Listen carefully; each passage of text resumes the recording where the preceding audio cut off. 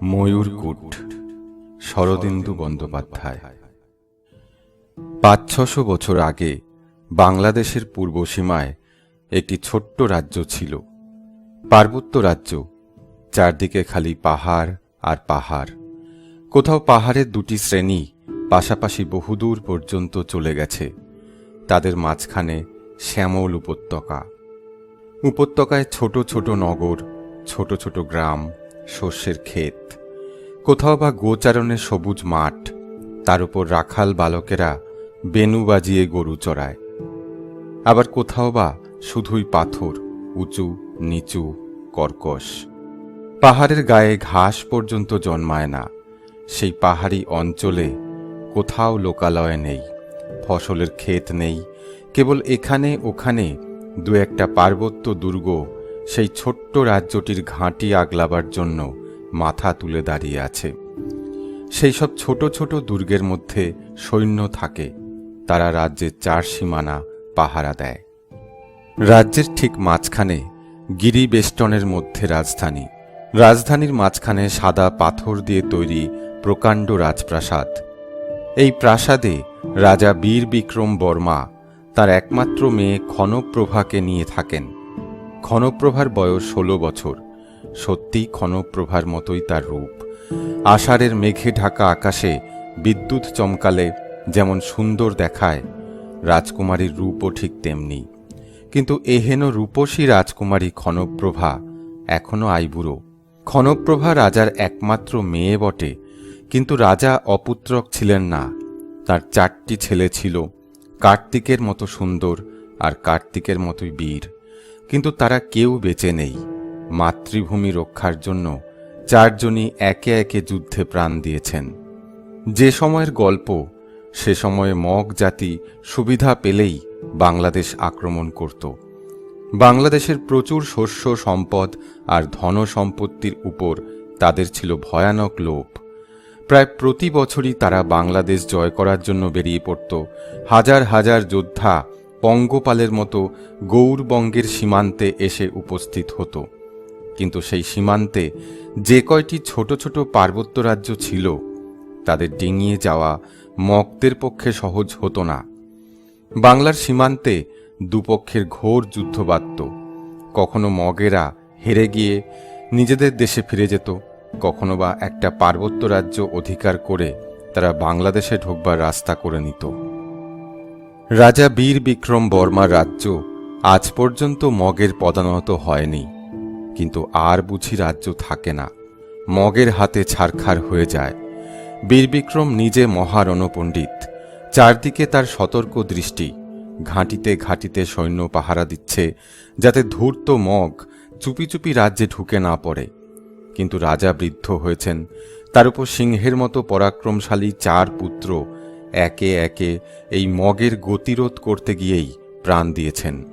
রাজ্যশুদ্ধ লোকের ভাবনা, এবার মগ আক্রমণ করলে কে দেশ রক্ষা করবে। একদিন শরৎকালের সকালবেলা রাজকন্যা ক্ষণপ্রভা প্রাসাদ সংলগ্ন উপবনে বেড়াচ্ছিলেন। তার সঙ্গে ছিলেন একটি নবীন যুবা, তার নাম মেঘবাহন। জিমুতবাহন নামে রাজার এক প্রিয় বন্ধু ছিলেন। মেঘবাহন তারই ছেলে। জিমুতবাহন শুধু রাজার বন্ধু ছিলেন না, তিনি ছিলেন রাজার সেনাপতি, যাকে সেকালে মহাবলাধিকৃত বলত। একবার মগদের সঙ্গে যুদ্ধে গিয়ে জিমুতবাহন যুদ্ধক্ষেত্র থেকে আর ফিরে এলেন না। তখন রাজা বীরবিক্রম তার একমাত্র ছেলেকে কোলে করে নিজের প্রাসাদে নিয়ে এলেন। কিশোর মেঘবাহন সেই থেকে রাজভবনেই রইল। বালিকা ক্ষণপ্রভার সে হলো খেলার সাথী। তাদের কোমল হৃদয় দুটি ছেলেবেলা থেকেই মিশে এক হয়ে গেল। এইভাবে দুজনে একসঙ্গে বড় হয়ে উঠলেন।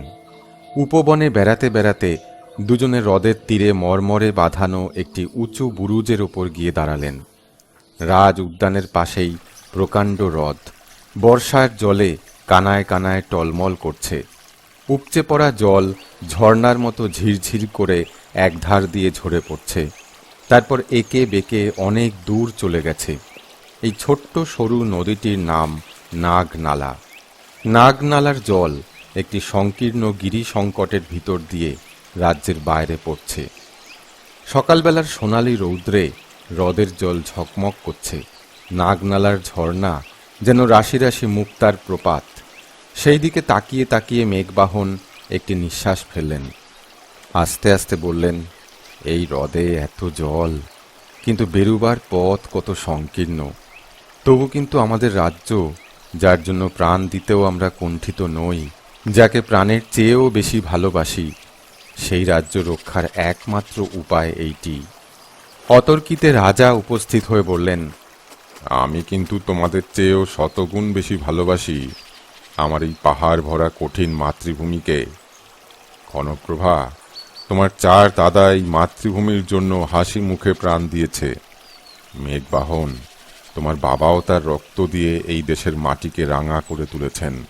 বলো দেখি, আমাদের এই জন্মভূমি কি স্বর্গের চেয়েও গড়িয়সী নয়? রাজার কথা শুনতে শুনতে দুজনের শরীরই রোমাঞ্চিত হয়ে উঠল। তারা মাথা নিচু করে শুনতে লাগলেন। রাজা বললেন, আমি বুড়ো হয়েছি, জানি যুদ্ধ করতে করতে আমিও মরব, আর সেদিন বেশি দূরেও নয়। কিন্তু তারপর আমি মরে গেলে এ রাজ্যকে কে রক্ষা করবে? ক্ষণপ্রভার মুখ পাণ্ডুবর্ণ হয়ে গেল। তিনি বাপের মুখের পানে চেয়ে রইলেন। রাজা বলে চললেন, আমার মৃত্যুর পর ক্ষণপ্রভা রাজ্যের অধিকারিণী হবে। তাই আমি মনে মনে প্রতিজ্ঞা করেছি যে আমি রাজপুত্র চাই না। যে লোক মগের হাত থেকে আমার দেশ রক্ষা করতে পারবে তাকেই আমি কন্যাদান করব, তা সে ভিখারি হোক আর চণ্ডালী হোক। ক্ষণপ্রভা আর মেঘবাহন চকিতের জন্য পরস্পরের পানে চাইলেন, তারপর আবার চোখ ফিরিয়ে নিলেন। এই সময় হঠাৎ ময়ূরের উচ্চ কেকাধ্বনি শোনা গেল।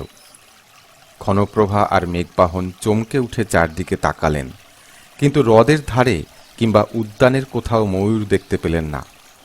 রাজভবনে পোষা ময়ূরও নেই, তবে কেকাধ্বনি এলো কোথা থেকে? রাজা বীরবিক্রমের মুখ কিন্তু অন্ধকার হয়ে উঠেছিল। তিনি আকাশের দিকে তাকিয়ে অস্ফুট স্বরে বললেন, ময়ূরকূটের ময়ূর ডেকেছে, তার মানে আবার মগ আসছে, আর দেরি নেই। ক্ষণপ্রভা বললেন, বাবা, কি বলছো?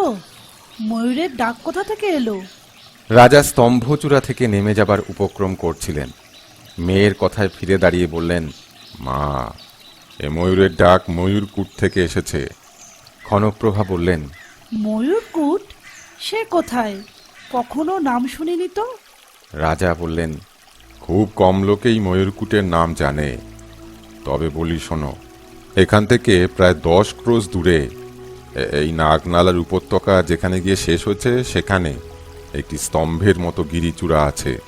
সেই গিরিচূড়ায় যখন ময়ূর ডাকে, তখন তার ডাক এই স্তম্ভে এসে পৌঁছয়। মেঘবাহন আশ্চর্যান্বিত হয়ে বললেন, 10 ক্রোশ দূরে? হ্যাঁ, কি করে এই আওয়াজ এত দূরে আসে কেউ জানে না। প্রকৃতির এ এক অদ্ভুত রহস্য। হয়তো পাহাড়ের গায়ে শব্দ ধাক্কা খেয়ে তার প্রতিধ্বনি এত দূর চলে আসে। কিন্তু সে যাই হোক, যখনই এই স্তম্ভের উপর থেকে ময়ূরের ডাক শোনা যায়, তখনই বুঝতে হবে হিংস্র মগ আসছে আমাদের দেশ আক্রমণ করতে। এমনি পুরুষানুক্রমে হয়ে এসেছে, কখনো ব্যতিক্রম হয়নি। কিছুক্ষণ চুপ করে থেকে মেঘবাহন জিজ্ঞাসা করলেন, ময়ূরকূটের শব্দ যেমন এখানে শোনা যায়, এখানকার শব্দ কি তেমনি ময়ূরকূটে শোনা যায়? মাথা নেড়ে রাজা বললেন, তা কেউ বলতে পারে না। ময়ূরকূটের চূড়া এতই দুরারোহ যে তার ডগায় আজ পর্যন্ত কোনো মানুষ উঠতে পারেনি। আমি যাই, ময়ূর যখন ডেকেছে তখন মগ নিশ্চয়ই আসছে। রাজ্যের ঘাটিতে ঘাটিতে দূত পাঠাতে হবে, সকলে যাতে সতর্ক থাকে, কারণ মগ যে কোন পথ দিয়ে রাজ্যে ঢুকবার চেষ্টা করবে তা কেউ জানে না। তারপর মেঘবাহনের দিকে অর্থপূর্ণ দৃষ্টিতে তাকিয়ে বললেন, মেঘবাহন, দেশের আসন্ন বিপদ, এই বিপদ থেকে রাজ্যকে যে রক্ষা করতে পারবে রাজ্য তারই। এই বলে তিনি ধীরে ধীরে স্তম্ভ থেকে নেমে গেলেন। রাজা চলে যাবার পর ক্ষণপ্রভা আর মেঘবাহন অনেকক্ষণ নীরবে হ্রদের দিকে চেয়ে দাঁড়িয়ে রইলেন। তারপর মেঘবাহন দৃঢ় গম্ভীর কণ্ঠে বললেন, ক্ষণপ্রভা, আমি চললাম। চৌকিতে তার মুখের পানে মুখ তুলে ক্ষণপ্রভা বললেন, কোথায়? তা জানি না, একাই যাচ্ছি, আমার তো সৈন্য সামন্ত নেই।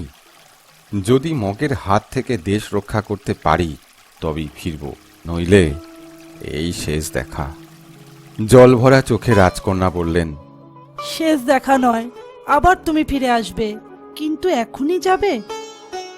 যাবার আগে আর একবার তোমাকে দেখতে পাবো না? তোমার গলা শুনতে পাবো না? একটু হেসে মেঘবাহন বললেন, দেখতে আর পাবে না, কিন্তু গলা শুনতে পাবে। আমি ঠিক করেছি নাগনালার পথ দিয়ে যাব। দুপুর রাত্রে চাঁদ যখন মাথার উপর উঠবে তখন তুমি এই স্তম্ভে এসে দাঁড়িও। আমি ময়ূরকূট থেকে তোমার সঙ্গে কথা কইব। ক্ষণপ্রভা বললেন, কিন্তু ময়ূরকূটের চূড়ায় ওঠা যে মানুষের অসাধ্য। মানুষের যা অসাধ্য তাই আমি করব, আর তুমিও কথা কয়ো। দেখব ময়ূরকূট থেকে তোমার মিষ্টি গলার আওয়াজ পাই কিনা। ক্ষণপ্রভা হাসি কান্না ভরা সুরে বললেন, আচ্ছা। দুপুরবেলা নাগনালার সরু উপত্যকার ভিতর দিয়ে মেঘবাহন ঘোড়ায় চড়ে চলেছেন। মাথার উপর খড় রৌদ্র, দুদিকের পাথরে তার তেজ প্রতিফলিত হয়ে যেন আগুন ঠিকরে পড়ছে, কিন্তু সেদিকে তার লক্ষ্য নেই। তিনি নিজের মনে ভাবতে ভাবতে চলেছেন। নাগনালার উপত্যকাটি লম্বায় রাজ্যের শেষ পর্যন্ত গিয়েছে বটে, কিন্তু চওড়ায় খুব বেশি নয়, বড়জোর 20-25 হাত হবে। তারই মাঝখান দিয়ে 3-4 হাত সরু জলের ধারা বয়ে গেছে। আশপাশে পাথর ভরা সংকীর্ণ জমি, তার উপর দিয়ে ঘোড়া চলতে পারে। তারপরই পাহাড় উঠেছে পাঁচিলের মতো উঁচু হয়ে। নাগনালার উপত্যকা সত্যি নালার মতো দেখতে। ক্রমে সূর্য পিছন দিকে ঢলে পড়ল।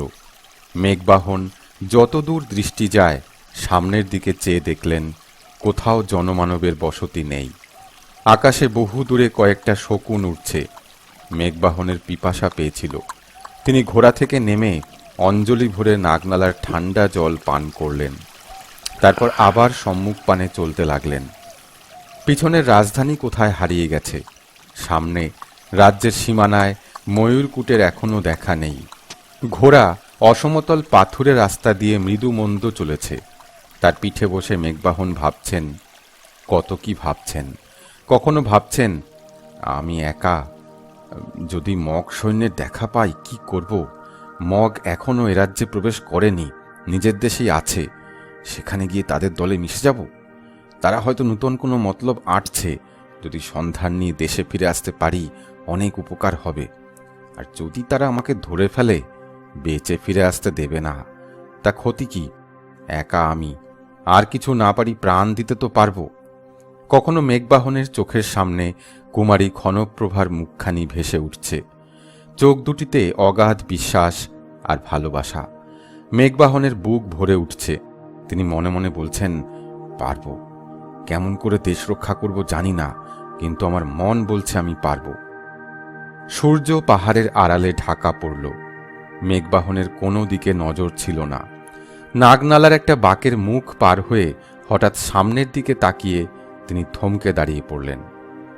প্রায় 8 ক্রোশ দূরে নাগনালার উপত্যকা হঠাৎ শেষ হয়ে গেছে, আর ঠিক তার মুখের কাছে সরু লম্বা একটি গিরিকূট আকাশে মাথা তুলে দাঁড়িয়ে আছে। মেঘবাহন বুঝলেন এই ময়ূরকূট। তিনি সেই দিকে ঘোড়া ছুটিয়ে দিলেন। ময়ূরকূটের পাদমূলে পৌঁছে তিনি ঘোড়া ছেড়ে দিলেন। দেখলেন নাগনালার জল ময়ূরকূটকে বেষ্টন করে ঢালু জমির উপর দিয়ে গড়িয়ে নিচের সমতল ভূমির ওপর ছড়িয়ে পড়েছে। এই হলো রাজ্যের সীমানা। এরপরেই মগের মুল্লুক। এখানেও কিন্তু গ্রাম বা জনপদের কোনো চিহ্ন নেই। একে পাহাড়ে তরাই, তার উপর দুটো বিরুদ্ধ রাজ্যের সীমানা। এখানে মানুষ থাকতে ভয় পায়। সূর্য তখন অস্ত গিয়েছে। আকাশের আলো আবছায়া হয়ে আসছে। মেঘবাহন ঊর্ধ্বে চোখ তুলে দেখলেন ময়ূরকূটের শিখরে তখনও রাঙা আলো জ্বলজ্বল করছে। কাচের গেলাস উল্টে রাখলে যেরকম দেখতে হয়, ময়ূরকূটের চেহারা অনেকটা সেই রকম। অবশ্য কাচের গেলাসের মতন তার গা মসৃণ নয়। কর্কশ আর কঠিন পাথরের চাপ প্রকৃতির খেয়ালে স্তম্ভের মতো স্তরে স্তরে খাড়া হয়ে উঠেছে। এখানে ওখানে কাটা গাছের ঝোপ, উপরে উঠবার পথ অত্যন্ত দুর্গম। তবু চেষ্টা করলে একেবারে ওঠা যায় না এমন নয়। এইসব ঝোপঝাড়ি সাহায্য করে। তার উপর স্তম্ভের গায়ে মাঝে মাঝে খাঁজ আছে, তাতে পা রেখে ওঠা যায়। মেঘবাহন আর দ্বিধা না করে ময়ূরকূটে উঠতে আরম্ভ করলেন। কথা আছে, দুপুর রাত্রে কুমারী ক্ষণপ্রভাকে উদ্দেশ করে চূড়া থেকে কথা কইতেই হবে। ক্ষণপ্রভা হ্রদের ধারে সেই স্তম্ভের মাথায় অপেক্ষা করে থাকবেন। মেঘবাহন যতই উপরে উঠতে লাগলেন ততই ওঠা কঠিন হতে লাগল। কখনো কাঁটা গাছে শিকড় ধরে দুধাপ ওঠেন, কখনো পাথরের সংকীর্ণ খাঁজে পা রেখে একটু বিশ্রাম করেন। একবার পা ফসকালে আর রক্ষে নেই, নিশ্চয়ই মৃত্যু। তবু তিনি নিরস্ত হলেন না। অসীম ধৈর্যের সঙ্গে মানুষের অসাধ্য সেই চূড়ায় উঠতে লাগলেন। দিনের শেষ আলো যখন কেবল আকাশের গায়ে লেগে আছে, তখনই মেঘবাহন চূড়ার উপর গিয়ে পৌঁছলেন। দেখলেন ময়ূরকূটে সত্যিই ময়ূরের গতিবিধি আছে। চাতালের মতো সমতল চূড়ার ওপর অনেক ময়ূরপুচ্ছ আর পালক ছড়ানো রয়েছে। নিচের দিকে তাকিয়ে দেখলেন কিছু দেখা যায় না, কেবল সরু সুতার মতো নাগনালার জল অন্ধকারে অস্পষ্ট পড়ে আছে। সমস্ত দিন ঘোড়ায় চড়ে তারপরেই পাহাড়ের ডগায় উঠে ক্লান্ত মেঘবাহন পাথরের মেঝের ওপর চিত হয়ে শুয়ে আকাশের পানে চেয়ে রইলেন। ক্রমে তার ক্লান্ত চক্ষু দুটি ঘুমে মুদে এলো। একটা মৃদু মর্মর শব্দ তার ঘুম ভাঙিয়ে দিলে তিনি চোখ মেলে দেখলেন পূর্ণ চন্দ্র আকাশের মাঝখানে ভাসছে। কিছুক্ষণ তিনি বুঝতে পারলেন না কোথায় আছেন। তারপর সব মনে পড়ে গেল। এতক্ষণ ঘুমিয়ে আছেন। তিনি ধর্মরিয়ে উঠে বসলেন। তারপর নিচে উপত্যকার দিকে তাকিয়ে তার বুকের স্পন্দন যেন হঠাৎ বন্ধ হয়ে গেল। জ্যোৎস্নায় উপত্যকার অন্ধকার কেটে গেছে। মেঘবাহন দেখলেন পিঁপড়ের মতো সারি সারি মানুষ এই আবছায়া চাঁদনি আলোর ভিতর দিয়ে নাগ নালায় ঢুকছে। তারা কেউ কথা কইছে না, তবু তাদের চলার শব্দ একটানা মর্মর ধ্বনির মতো কানে আসছে। থেকে থেকে তাদের শিরস্ত্রাণে কিংবা বর্ষার ফলকে চাঁদের আলো চমকে উঠছে। উজান স্রোতের মতো তারা নাগনালার গিরি সংকট দিয়ে রাজধানীর দিকে চলেছে। অস্ফুট কণ্ঠে মেঘবাহন বলে উঠলেন, মগ রাজধানী আক্রমণ করতে চলেছে। ময়ূরকূটের চূড়ায় পাথরের মূর্তির মতো বসে মেঘবাহন দেখতে লাগলেন। মগ সৈন্য প্রায় 20,000 হবে। তারা বোধহয় নাগনালার মুখের সন্ধান পেয়ে তারই আনাচে কানাচে লুকিয়েছিল। এখন রাত্রির আড়ালে গা ঢাকা দিয়ে রাজধানীর দিকে চলেছে। নাগনালার পথে দুর্গ কি ঘাটি কিছুই নেই। সকাল হতে না হতেই মগেরা রাজধানী পৌঁছবে। রাজা খবর জানেন না। অতর্কিত শত্রুর আক্রমণ থেকে কি করে রাজ্য রক্ষা করবেন? দুদণ্ড কেটে গেল। মগ দস্যুর দল নাগনালার ভিতর প্রকাণ্ড অজগরের মতো একে বেঁকে অদৃশ্য হয়ে গেল। যখন তাদের হাঁটার মর্মর শব্দ আর শোনা গেল না, তখন মেঘবাহন চমকে উঠে দাঁড়িয়ে পড়লেন। তার মুখ দিয়ে বেরুল, আছে আছে, এখনো উপায় আছে। চাঁদ তখন আকাশের মাঝখানে। মেঘবাহন রাজধানীর দিকে মুখ করে নৈশ বাতাসে নিজের উদাত্ত কণ্ঠস্বর ছেড়ে দিলেন, ক্ষণপ্রভা, ক্ষণপ্রভা। শব্দ আকাশের গায়ে তরঙ্গ তুলে দূরে মিলিয়ে গেল। আবার চারদিক নিস্তব্ধ। মেঘবাহন উৎকর্ণ হয়ে আছেন। আসবে কি? ক্ষণপ্রভার গলা এত দূর আসবে কি? একটা ছোট্ট হাসির শব্দ তার কানের কাছে ঝংকার দিয়ে উঠল। তিনি শুনতে পেলেন ক্ষণপ্রভা বলছেন, এত দেরি করলে কেন? আমি কতক্ষণ তোমার কথা শুনবার আশা স্তম্ভের উপরে দাঁড়িয়ে আছি। মেঘবাহনের গায়ে রোমাঞ্চ দিয়ে উঠল।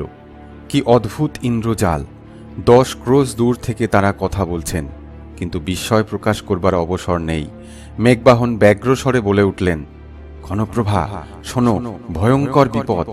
নাগনালার পথে রাজ্যে ঢুকছে অসংখ্য মগ সৈন্য। তারা কাল সকাল হবার আগেই রাজধানীতে পৌঁছবে। শিগগির মহারাজকে খবর দাও, সমস্ত সৈন্য নিয়ে তাদের আক্রমণ করুন। কিছুক্ষণ পরে ক্ষণপ্রভার আর্ত স্বর ফিরে এলো, সর্বনাশ! মহারাজ যে কালই রাজধানীর সমস্ত সৈন্য সীমান্তে পাঠিয়ে দিয়েছেন। রাজধানী এখন অরক্ষিত। রাজধানীতে একটি যোদ্ধাও নেই। মেঘবাহন আস্তে আস্তে বসে পড়লেন। এখন উপায়? মগ নির্বিরোধে রাজ্য দখল করে নেবে, তাদের বাধা দেবার কেউ নেই। মেঘবাহন মানসচক্ষে দেখতে লাগলেন মগের অত্যাচারে রাজধানী শ্মশানে পরিণত হয়েছে। রাজধানীতে রাজার রক্তাক্ত মৃতদেহ পড়ে আছে। কুমারী ক্ষণপ্রভা হ্রদের জলে ঝাঁপিয়ে পড়েছেন। হ্রদের তরঙ্গে স্বর্ণ কমলের মতো তার মুখখানা ভাসছে। হঠাৎ মেঘ ছাওয়া আকাশে বিদ্যুৎ চমকানোর মতন একটা চিন্তা মেঘবাহনের মাথায় খেলে গেল। তিনি চিৎকার করে বলে উঠলেন, ক্ষণপ্রভা, এখনো ওখানে আছো কি? জবাব এলো, আছি, কি করব জানি না, তুমি বলে দাও। মেঘবাহন বললেন, শোনো, একমাত্র পথ আছে, হ্রদের বাঁধের মুখ ভেঙে দাও। রাজপুরীতে যত লোক আছে সবাই মিলে নাগনালার মুখ খুলে দিক। হ্রদের সমস্ত জল ওই পথে বেরিয়ে মগ সৈন্যকে ভাসিয়ে ডুবিয়ে নিঃশেষ করে দেবে, বুঝেছ? ক্ষণপ্রভার উত্তর ভেসে এলো, বুঝেছি। তারপর প্রায় 1 প্রহর কেটে গেল। মেঘবাহন অধীরভাবে প্রতীক্ষা করছেন, কিন্তু প্রকৃতি স্থির হয়ে আছে। আকাশের চাঁদ পশ্চিমে ঢলে পড়েছে। মেঘবাহন ভাবছেন, তবে কি কিছু হলো না? সব ব্যর্থ হলো? দূর মেঘগর্জনের মতন একটা আওয়াজ তার কানে এলো। মেঘবাহন চকিত হয়ে চাইলেন। গর্জন ক্রমশ গভীর হতে থাকল। তারপর তিনি দেখতে পেলেন দূরে নাগনালার বাঁকের মুখে 20 হাত জলের উঁচু প্রবাহ ছুটে আসছে। দেখতে দেখতে খ্যাপা রাক্ষসের মতন জলের তোড় এসে পড়ল। তার প্রচণ্ড আঘাতে ময়ূরকূট পর্যন্ত কেঁপে উঠল। মেঘবাহন দেখলেন সেই উন্মত্ত স্রোতের বুকে মগ সৈন্যের দল খড়কুটোর মতন ভেসে যাচ্ছে।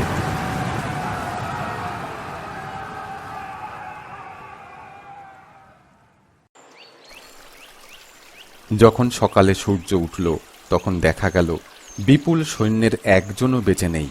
নাগনালার নিচে সীমান্তের প্রান্তরের উপর তাদের হাজার হাজার মৃতদেহ পড়ে রয়েছে। পরের প্রাণ নিতে যারা এসেছিল নিজের প্রাণ দিয়ে তারা প্রায়শ্চিত্ত করেছে। মেঘবাহন যখন রাজধানীতে ফিরে এলেন তখন রাজা সিংহাসন থেকে নেমে তাকে 2 হাতে বুকে জড়িয়ে ধরলেন। সভার অসংখ্য লোক মেঘবাহনকে দেখবে বলে জমা হয়েছিল। রাজা তাদের উদ্দেশ্য করে বললেন, শোনো সবাই, আমার মৃত্যুর পর যিনি সিংহাসন অধিকার করবেন তিনি এই আমার পাশে দাঁড়িয়ে আছেন। বিনা যুদ্ধে মেঘবাহন 20,000 মগ নিপাত করেছেন। মগ আর কখনো এ রাজ্যে পা বাড়াবে না। মেঘবাহন, এবার রাজকন্যার বন্দনা গ্রহণ করো। সভার মাঝখানে হাজার লোকের সামনে কুমারী ক্ষণপ্রভা এসে মেঘবাহনের কপালে বিজয়ীর তিলক পরিয়ে দিলেন। তারপর সলজ্জ হেসে তার গলায় বরমাল্য দিলেন। রাজ্যশুদ্ধ লোক আনন্দে জয়ধ্বনি করে উঠল।